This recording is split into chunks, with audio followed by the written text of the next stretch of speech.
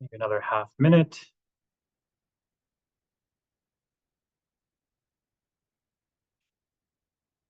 I did send out 2 messages in the chat. Yeah, feel free. Type in where you're tuning in from.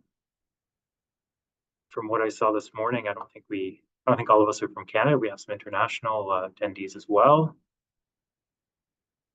There we go. I see Manitoba's on the board. Newfoundland. All right. New Brunswick. Vietnam. All right. Welcome from Canada. Awesome. Okay, the time has turned 1:05. So, hi everyone. So, welcome to our first, and we promise not only webinar of 2024. I'm Nikolai. I commonly go by Nico, and I'll be moderating today's webinar. Before we dive in, let's go over some etiquette and some pool keeping items, housekeeping items. Please stay muted to keep things flowing smoothly, keep it streamlined. Remember that the webinar will be recorded and will be posted on the Lifesaving Society's website. It typically tends to be on the Safety Management tab. Somewhere, if you kind of fizzle through those, you might be able to find it with the hyperlink to today's recording. So you're always able to go back for a refresher. Lastly, as we navigate through the presentation, let's make sure to save all their questions, whether you want to jot them down. You can throw them in the message chat, and I'll take a look at them in order once we get to our Q&A session. But without further ado, let's make a splash this afternoon, and I'll quickly introduce Paul Salvo as he kind of explores how our professionals can bridge that gap between the realities of, aquatic realities and how we supplement that training they've received going into the industry. So Paul Salvo currently volunteers as the Vice President for the Management Training in the Lifesaving Society Ontario branch. He has supported the LSS Regulation Review Committee and facilitated numerous presentations at the provincial and national conferences on safety management in aquatic facilities. Paul's considerable experience in aquatic safety management is complemented through his public health profession, where he's currently working at Toronto Public Health as a health protection manager. With that being said, I will throw it over to Paul, and we'll keep ourselves muted, and I'll be looking in the chat. Great. Thanks, Nikolai. Welcome, everyone. I want to echo Nico's welcoming of you all to the 2024 first webinar offered by the Management Training section of the Lifesaving Society Ontario branch. We are excited to deliver this first session, and we have a couple of upcoming teaser sessions to make you aware of that we'll share at the end of today's webinar.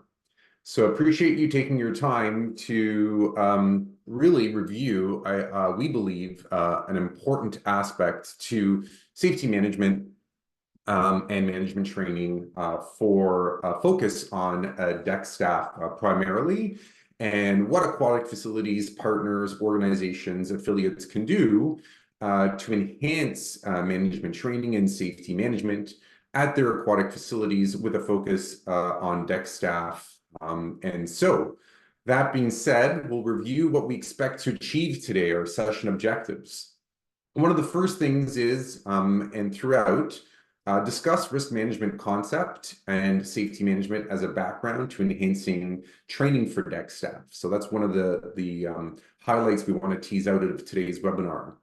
Also discussing the importance of deck staff and their role as it relates to training them within the context of safely operating a pool or waterfront.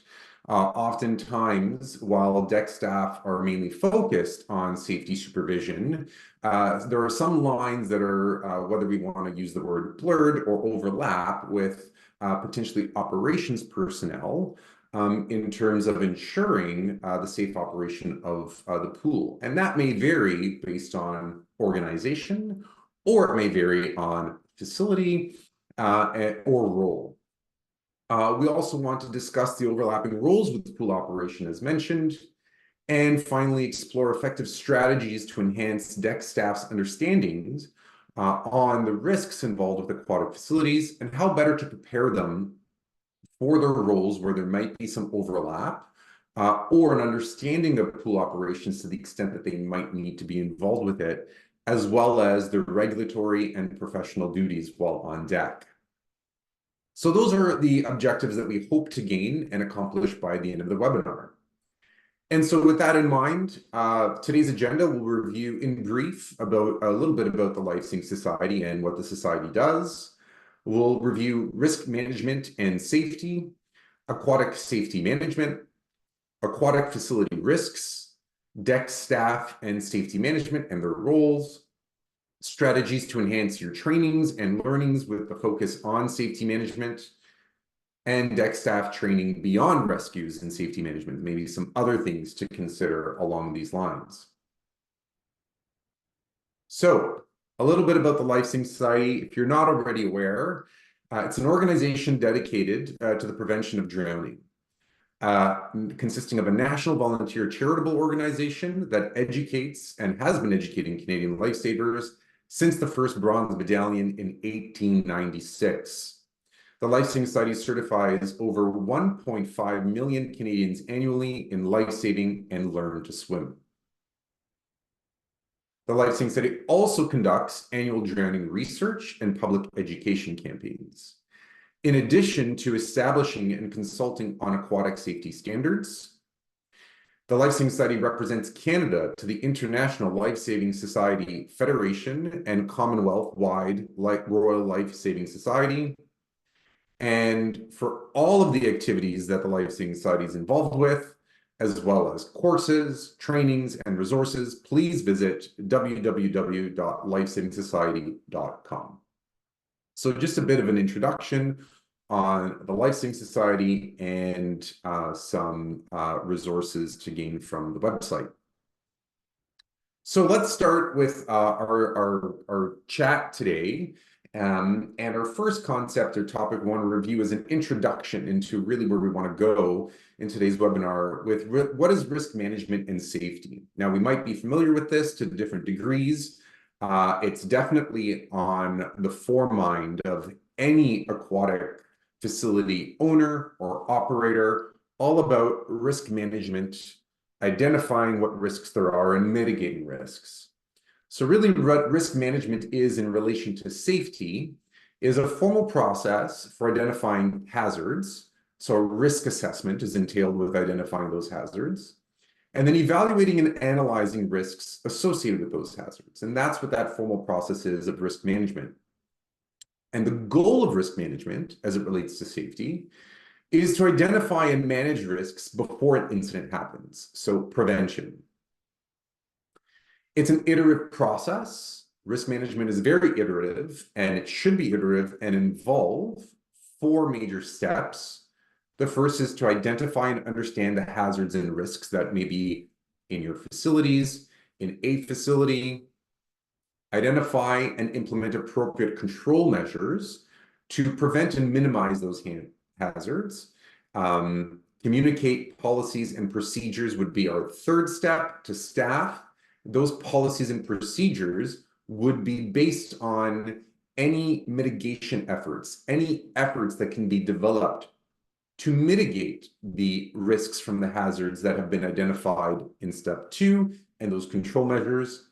And lastly, monitoring those measures and making changes as needed. Sometimes measures might be put in place that are thought to be prudent, that are thought to be effective in mitigating risk, only for hazard to arise again. And that's why risk management is iterative. Because if we can find a better way of implementing a control measure to mitigate risk, or alternatively, if unfortunately we haven't been successful in mitigating the risks and hazards that appear, then we'll need to monitor and make changes as needed. So that's really risk management and safety from a general perspective. Now, applying that to aquatic facilities, we now term that as aquatic safety management. What is safety management with respect to aquatic facilities? Well, as an introduction into the concept, if you're not already aware, a great quote that has been taken from our Lifesaving Society webpage for safety management: if it is foreseeable, it is preventable. That must always be the phrase or the watchwords of any successful risk management program. And the Lifesaving Society provides aquatic facility owners and operators with the tools necessary to identify and reduce risk to clients. And that's something that we're going to focus on.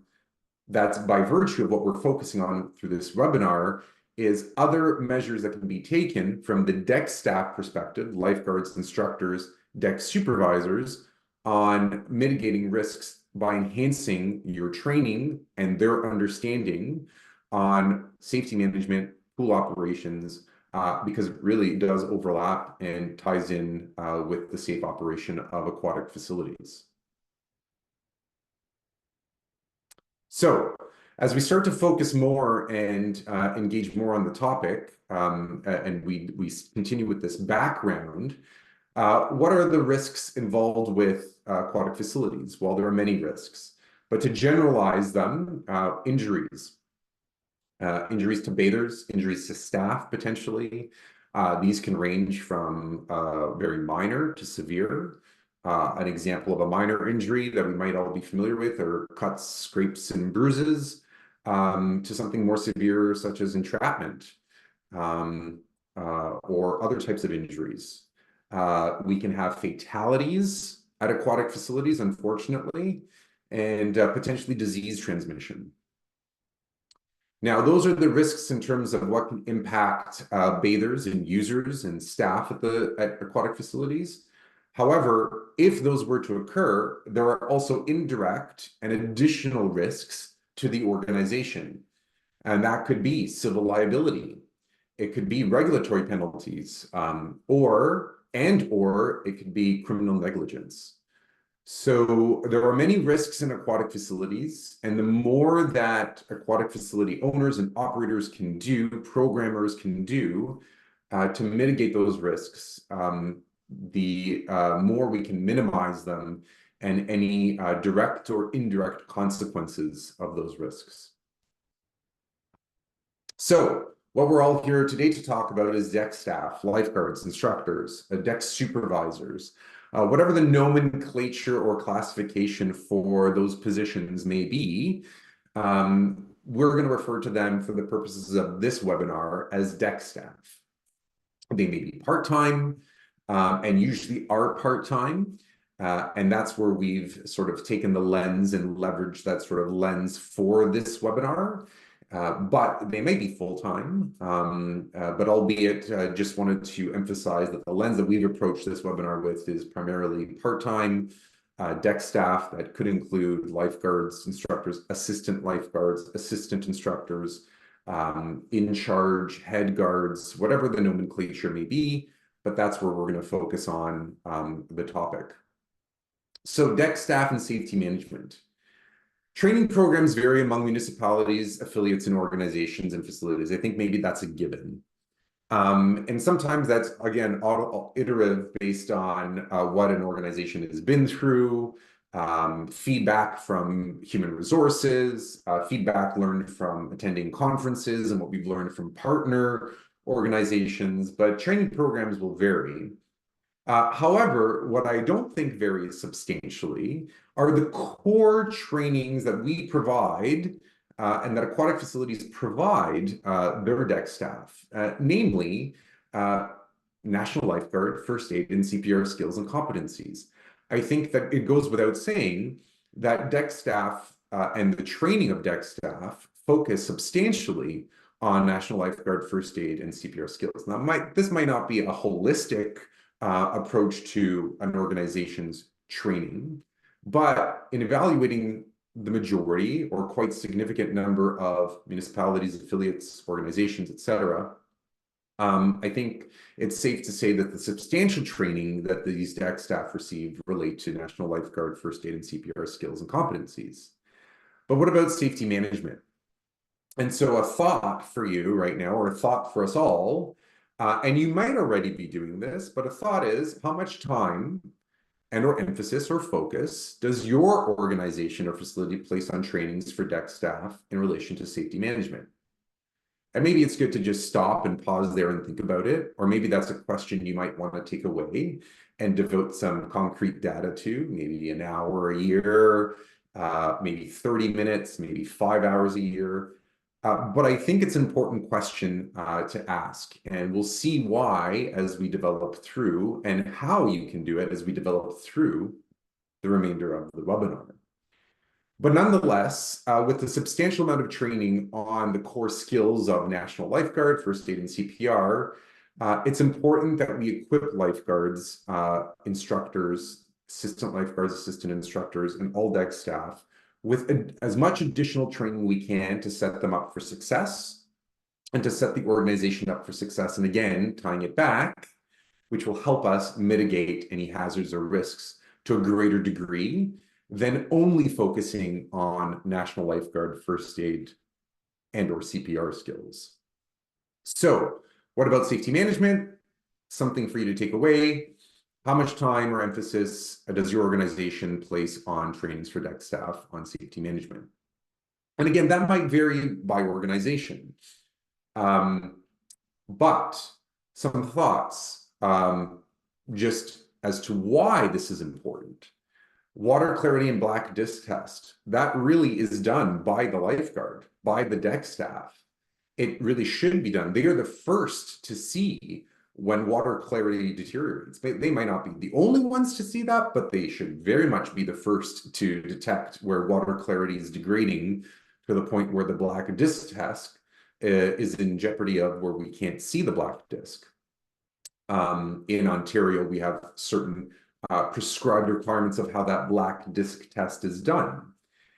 All lifeguards are trained in emergency and operational procedures. This quote is taken directly from the regulation in Ontario, Regulation 565.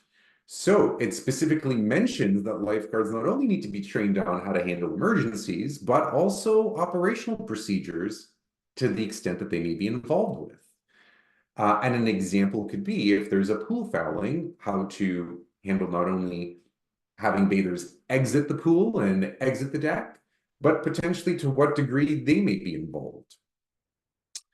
Supervision ratios, they are definitely involved with supervision ratios. They should be the first to indicate, deck staff should be the first to indicate when they might require an additional staff person for increasing the number of lifeguards on deck or assistant lifeguards on deck once bather load becomes to a point where it's required.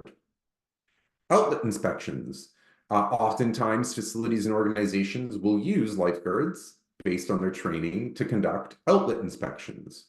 And so they are involved with safety management to the extent of outlet inspections. Direct bathers to leave if a hazard exists. This is another requirement under the regulation. And there's more. But just to pause and reflect on an example here, outlet inspections. While I've personally seen many organizations that leverage the use of lifeguards and utilize deck staff to conduct the outlet inspections due to their skills of being able to navigate in the water, it's also surprising that when the lifeguards and deck staff that I've met are undertaking these inspections, they undertake them well, but don't really understand the gravity or the significance behind why they're taking it. And this is sort of where we're going and what we wanted to aim for you to take out of this. One of the learnings of this webinar is it might be great that our deck staff are trained on how to do something, but also giving them the why better prepares them and may allow them to more critically analyze the deck and their surroundings while they're on duty for the purposes of reducing and mitigating risks.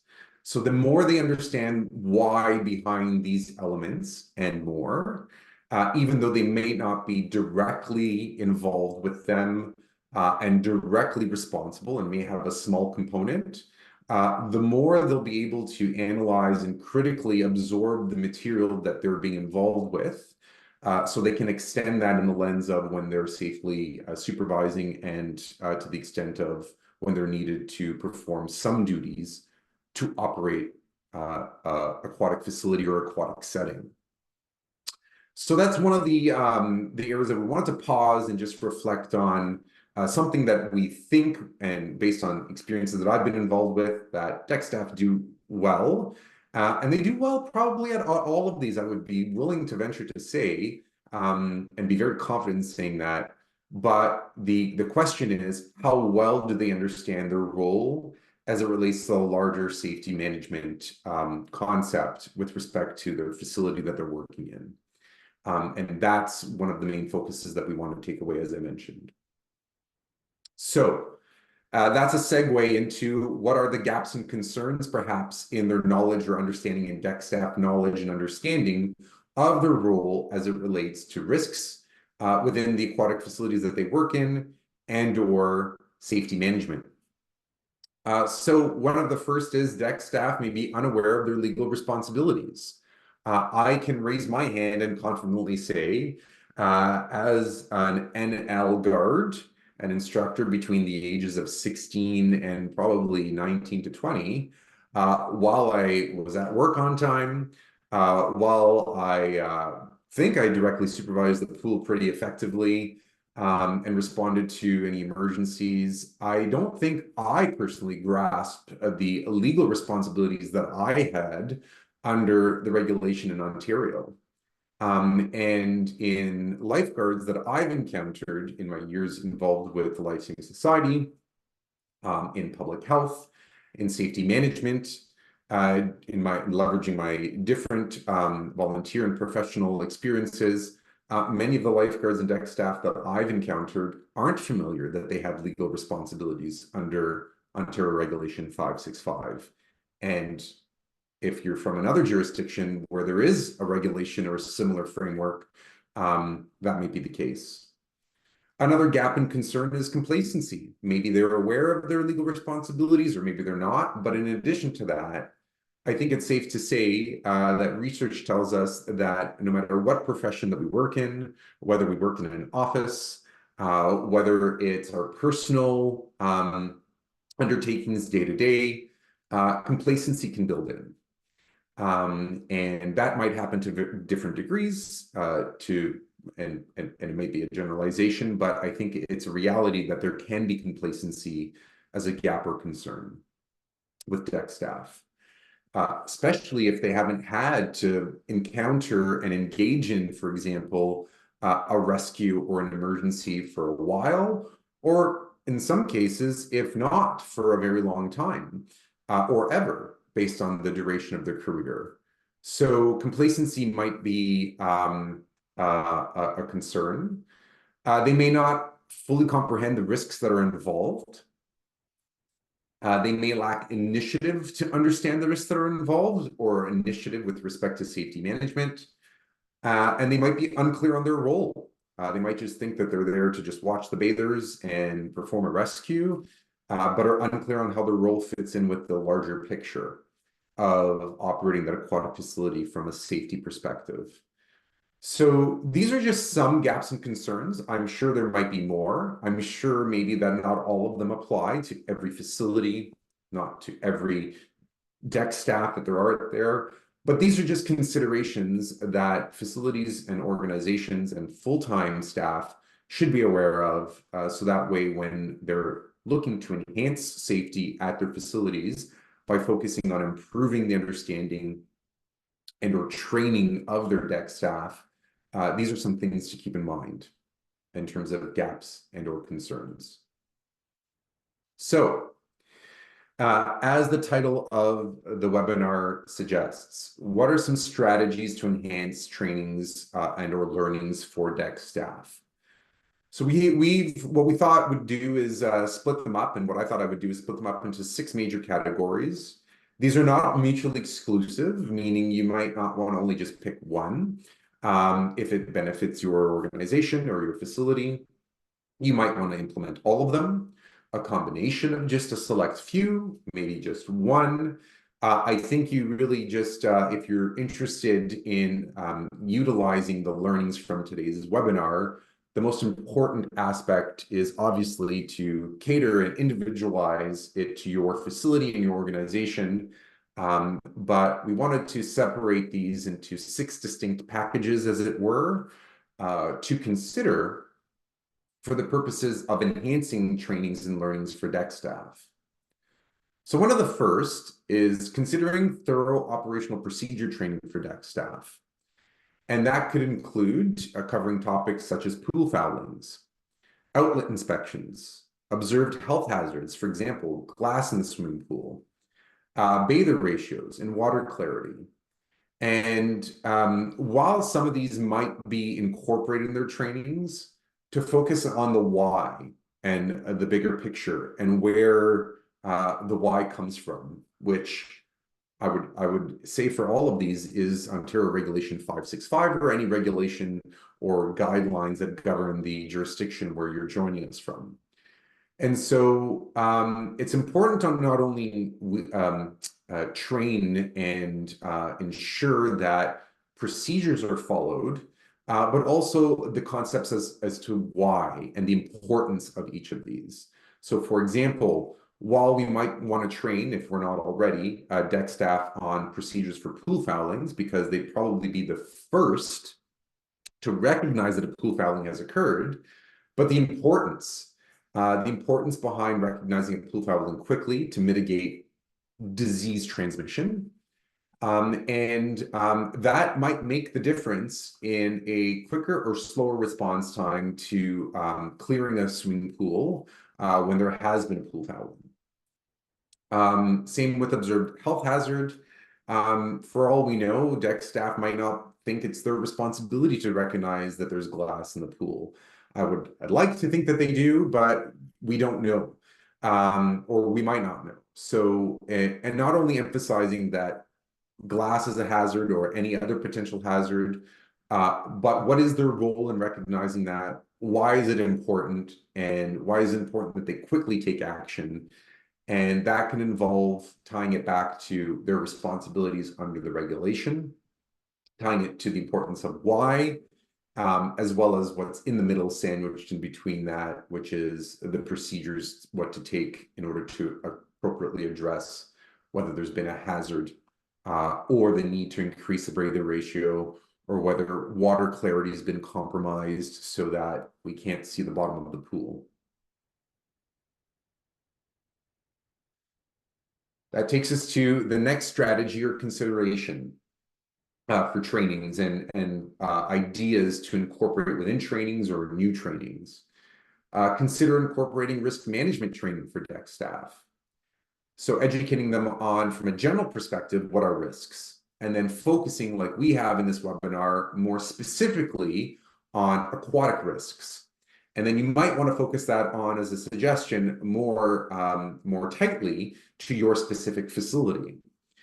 And then highlight real and past events that have involved serious injuries, fatalities, civil liability, and criminal negligence.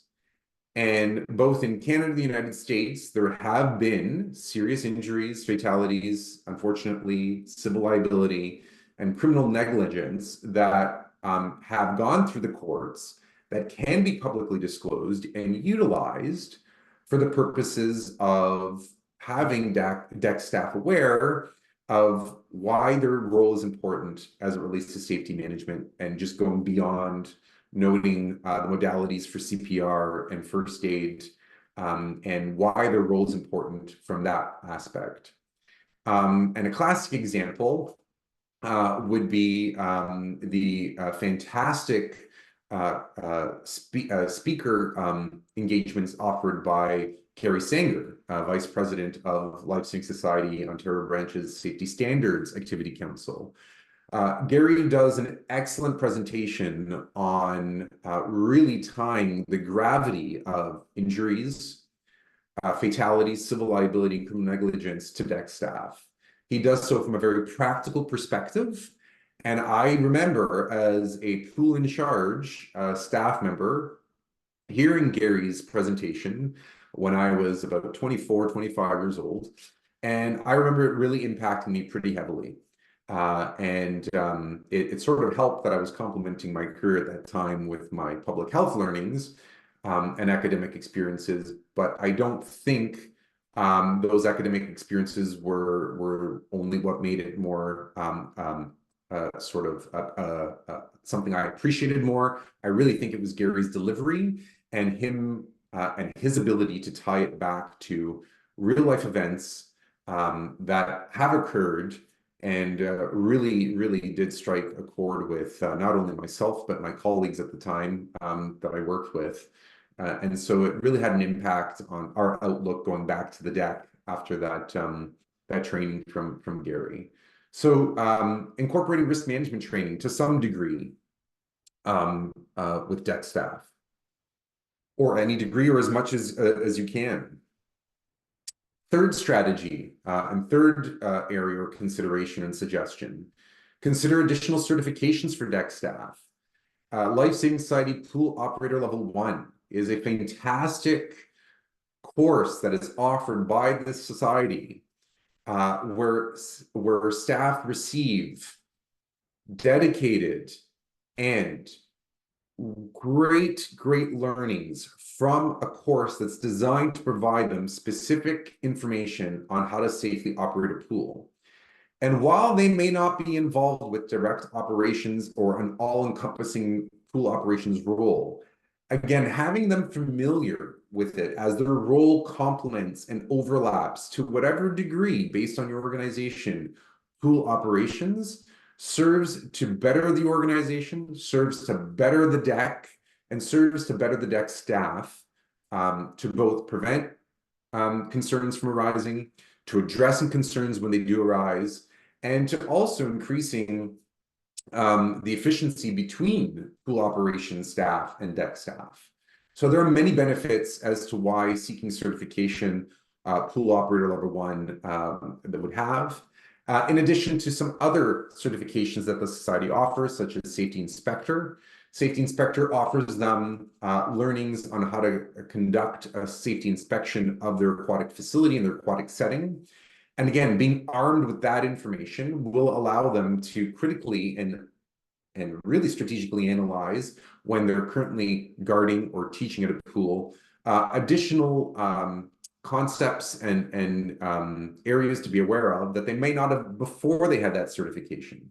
So again, while they might not on their day-to-day shift be conducting inspections, just having that general knowledge that, oh, well, the shallow end sign needs to be posted there and the deep end sign needs to be posted there, and for some reason our bather load is now faded on the health warning notice, so let me point that out to my deck supervisor, who can point that out to the full-time staff.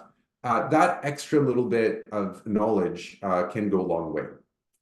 And then finally, C auditor courses are also available through the Lifesaving Society. So these 3 certifications, whether you choose to offer them all mandatorily as an elective, or even one that you think is the most crucial to the benefit of your deck staff, are suggestions that can be offered. The fourth strategy is consider arranging training from a local public health unit. In Ontario, there are 34 public health units. Across Canada, public health agencies are arranged somewhat differently on a provincial or regional level. But here in Ontario, we have 34 health units. And I happen to know my health unit, I've been requested and worked very closely with our Parks, Forestry, and Recreation Division, where I have been asked as a public health inspector and manager to deliver trainings focused on deck staff and their awareness, waiting pool attendants as well, and sometimes hearing what they might already know from a different audience can sometimes be of benefit. So potentially consider working with your local public health unit to have a public health inspector come in to train your staff. They can review regulatory requirements that the staff may be already aware from, but from a different lens, and overview of inspection expectations, because oftentimes or sometimes full-time staff may not be at a facility when a public health inspector might arrive. So these learnings can be beneficial and help deck staff with respect to their day-to-day role while on the deck and guarding or instructing or providing some type of governance over the deck while the pool is in operation or the aquatic setting is in operation. So that's a fourth strategy. A fifth strategy that could be considered would be promoting volunteer positions with the society for deck staff. Now, this benefits the aquatic profession as a whole. It benefits the society and it benefits the deck staff individually, but it also benefits your organization. The many benefits that can be drawn from this, and I think collectively would offer a benefit, would be promote enhanced learning so they can join and volunteer specific activity council within the Lifesaving Society, further develop the profession by encouraging them to stay in the profession, even if not only if not in a professional capacity as they move on with their career development, but in a volunteer capacity. Further contribute to drowning prevention and safety management, because the larger the volunteer base for drowning prevention, the more contributions we can make to this cause, and the better outcome for bathers in general across all aquatic settings.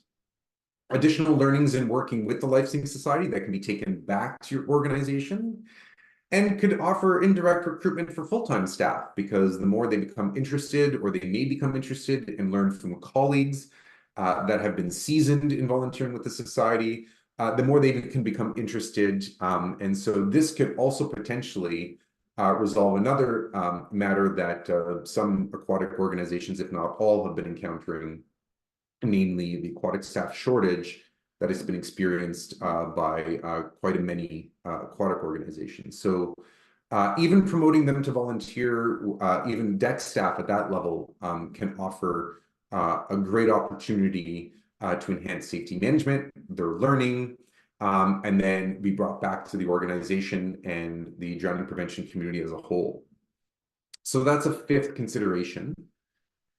And a sixth suggestion or consideration we have to offer for today's webinar is consider training for major incidents proactively. The Lifesaving Society Ontario branch has a number of resources that have been developed and are offered in terms of resources for critical incidents and major incidents at aquatic facilities and settings.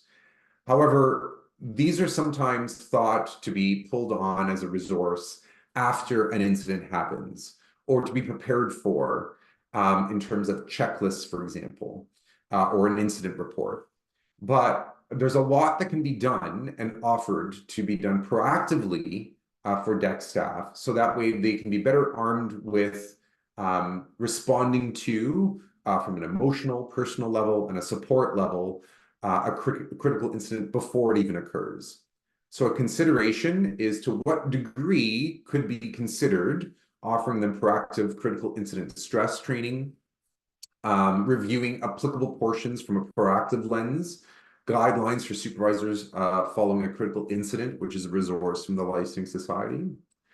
And lastly, major incident management checklists. So whatever we can pull as full-time staff to offer this concept in a more proactive way, in addition to utilizing it should an unfortunate incident happen.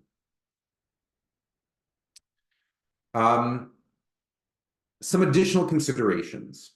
So this is sort of our last area of consideration now that we've really focused on, while we all are probably aware that the substantial, and rightfully so, substantial concentration or focus on deck staff and their training is on national lifeguarding, instructional competencies, and CPR and first aid for their day-to-day role. In terms of taking the concept and the lens of additional training beyond rescues, now let's take it beyond rescues and safety management. What else can be done when offering training to lifeguards, whether that's annual, quarterly, biannual, however often you offer trainings, that can focus potentially on customer service issues that arise. Perhaps you're doing this, perhaps you're not, but just a consideration. De-escalation procedures and de-escalation processes for engaging in potentially tense situations that may not necessarily relate to rescues or safety management. Human rights and accommodations and being more aware in different settings, whether that'll be instructional or in guarding an aquatic facility or a setting. what human rights and accommodations they need to be aware of, to the extent that they need to be aware of it, and any workplace violence. So these are just a few. I'm sure that there are many, many more, but just a few considerations on going above and beyond just focusing training on rescues and safety management. And again, if your organization is already doing this, really applause for you. And it's a great thing. Keep it up because they all serve to create tools that deck staff can keep in their toolbox. So that way they're well armed and confident in their day-to-day role while in their aquatic setting. So that really takes us to the end of our webinar session today from the perspective of what we wanted to share in terms of our messaging relating to this topic. At this point, I'll open it up to Nico, who will be moderating if there are any questions. Thank you, Paul. I can attest, being a deck staff, chances are I never knew who public health was, nor did I ever see him. So. All right, so let's use the chat box. If you have any questions, drop them. I will read them in order and pass them along to Paul. Great timing, by the way, Paul. Right on that 45-minute mark stuff. So I'll give it a few seconds. I have one of my own, but I'll reserve that until the end. We'll wait for everyone to type theirs in, but again, thank you so much. We have our first one from an Alexandra Brown. So her biggest concern is co-teaching to obtain the instructor levels. Alexandra, do you want to expand a little bit more? Is it in terms of the difficulty having sign-off, the difficulty finding co-teaches, or those who are eligible to mentor?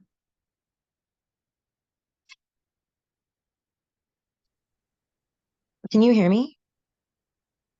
Yes. Oh, perfect. So we're in the west side of Ontario, so we're like more southwestern. And the biggest issue we have is making these courses accessible.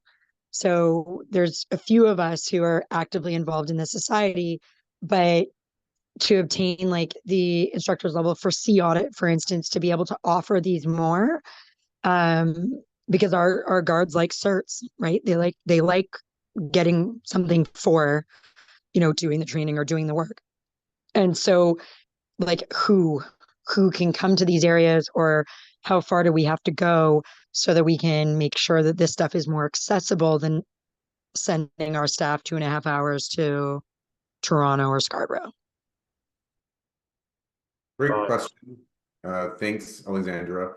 I think with the society being flexible in terms of safety management, and as society continues to move toward reframing and as we onboard the safety management courses to the new leadership model, there has been some flexibility already built in post-COVID to safety management courses. But in terms of directly addressing your question, definitely reach out to Lifesaving Society's leadership branch or Michael Shane. There are a number of sea auditor instructors, safety inspector instructors, and I'm sure that through both the leadership branch and or Mike Shane, Director of Safety Standards and Management Training, he can help your organization with onboarding potentially additional instructors and or offering instructors or engaging with instructors to liaise and consult with your organization to set up some courses. So definitely recommend reaching out to the leadership branch at the society and or Mike Shane to make those linkages. Thank you. Yeah, we'll keep it to the chat. So we have two more that came in. From Christine, is there a link to the Gary Sanger presentation that you mentioned? That is a great segue. We have our next presentation lined up from Gary himself on a very similar topic. And thank you, Paul, for switching over to the screen, where he'll be commenting and kind of doing a similar presentation, again, gearing it a little bit more to our council. But tune into that. We should have our advertisements for it coming soon. So I'll say TBD to that question. Camille, how do you get the part-time staff interested? They tend to totally zone out at trainings. Sometimes trainings, especially for senior part-time staff, get very repetitive, making it interesting and engaging. So the majority don't zone out is beyond challenging. So I would agree, and I can say now, it might be great to say, or it might be answering your question from a practical perspective. I think I was one of those 16-year-olds who may have zoned out once or twice. What I think in terms of self-reflecting and in leveraging my different professional volunteer hats and coming to the realization where I've landed is I think what we've tried to focus in on this webinar is integrating the why is important. I don't think, and to not detriment to an existing organization or to the ones that I worked for because they were great, and I wouldn't be where I am, I don't think, without the excellent work offered by those organizations. But this is part of continuous improvement, is focusing on the why and bridging those gaps that we mentioned. They may not be aware that they have legal responsibilities under the regulation. So having your health unit come in and speak to that, you might not get 100% of them to get that buy-in, but you might get 25 to 30%. And then your next training maybe then alternate that to your NL, CPR, first aid traditional training. And then the one after that, maybe have them certified in pool operations. So it's using, I think, a combination of the ideas that have been highlighted on this webinar to really achieve what you've just mentioned. It's getting that buy-in from part-time staff, but I think it will involve leveraging almost all of these suggestions for consideration and not just leaning on one or another, because I think it's the nature of age, human nature, the fact that we focus rightfully so on competencies relating to guarding and instructing, that we need to leverage the other concepts that we've talked about in terms of the importance of why, and the consequences that could happen, that can start drawing in, maybe if not all, at least more than what you currently have that are zoned in, as it were. Thank you, Paul. We have another one from Alana. Where does the Lifesaving Society stand on having simulated lifeguard situations during public swims? So I imagine it integrate. Great question. I don't know, and I'd have to get back to you. So, Alana, I would encourage you to send me an email. And this is sort of extending a bit more outside the realm of safety management, and might go into lifeguard training or training programs. But I will attempt to see who best would be able to answer your question. And let me just scroll back to my contact information, sorry. And send me an email with that question, and I will either put you in touch with who's best able to answer that question, or get you the answer. Thank you. We have a few more minutes. If there's any more questions in the chat box, just press enter, send them out. Paul can get to them, or of course he can get back to you at a later time. In the meantime, I thought I'd ask you my question. And for those of us who heard about the negligence case in Alberta, I was curious if, and this might be a question directed to Gary, which I can bug with later too, but how does a facility prevent that criminal negligence? Is it all the pieces together? Is it, is there a defense if all the legislation of that province, region is met? I don't know if you could speak to that a little bit. While I'm not professionally equipped, I don't work in law enforcement per se to speak to criminal negligence, because that's a charge that would be laid from police services perspective as opposed to a public health enforcement agency. I would imagine that there is a bar that needs to be met in order to lay a charge of criminal negligence. And by bar, I mean a pretty low bar to achieve in terms of there must have been some oversight that was, to use the word, really overseen, and not well considered in terms of pool operations or responding to an emergency. So I would imagine that there is a bar that police services, when they're making a charge of criminal negligence, needs to consider in terms of whether there's been a gross mishandling of a situation. That's the extent that I'm aware of it based on what I do for my professional day-to-day and where I've encountered criminal negligence being applied. But that's a definite question and concern that organizations should be sort of prepared to avoid through offering risk management within their facilities and taking on the risk management iterative process to avoid any type of either organizational criminal negligence or personal criminal negligence arising from an oversight. Thank you. And we're breaching on 155, so we'll take one more question. We have Sean. So we often hear about distracted driving on the roadway. In the fall, the Society had a webinar on the use of technology, its benefits and negative impacts for aquatic supervision. Can you touch on recommendations for operators addressing distraction from personal electronic devices on the pool deck? That's a great question. And I think the the more into the future we go and the greater these technological innovations, we have VR now released by organizations. Where does it stop in terms of reasonableness, in terms of causing a distraction on the deck? My suggestion is that we look to your aquatic settings governing legislation and what the spirit and intent of safety supervision is. And the intent of safety supervision is really to have eyes on the water, eyes on the deck.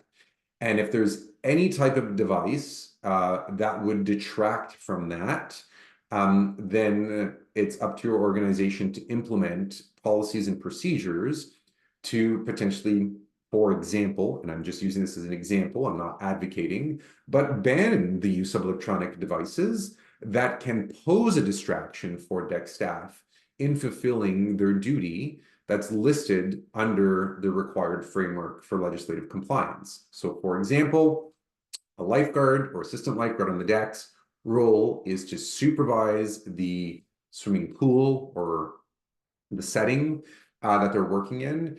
If they have a cell phone on them, I would say that's an electronic device that can detract from safety supervision of the pool.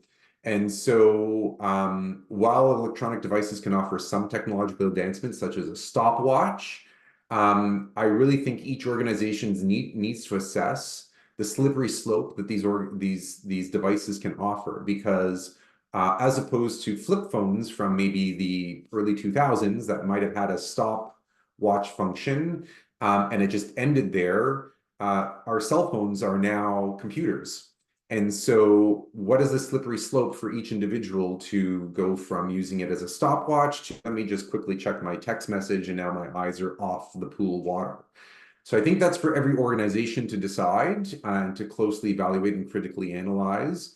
But I think we really need to look at what the spirit and intent of a lifeguard is meant to do, for example, and remove anything from their personal belongings for the purposes of while they're working to detract them. So great question, and I agree with where you're going with that.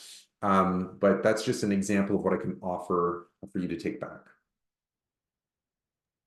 Thank you, Paul. I see we're getting close to 2 o'clock, so out of respect for our speaker's time and everyone else's, I think we'll do some closing remarks. So I want to thank you again, Paul, for speaking today. Again, contact information is there on the slide here. We have our next 2 webinars we have planned. Definitely tune in for Gary's, definitely tune in for a fall webinar. And if you wanted to drop a thank you in the comments to Paul or use the reaction button, give him some applause. Thank you, thank you, thank you. And we should have the presentation up within the week. Again, it's our first time using Zoom, so we'll see what the turnaround looks like. Thank you, Paul. Thanks, everyone. Thanks, everyone. It's been a pleasure. Have a Enjoy great day. Take care, everyone.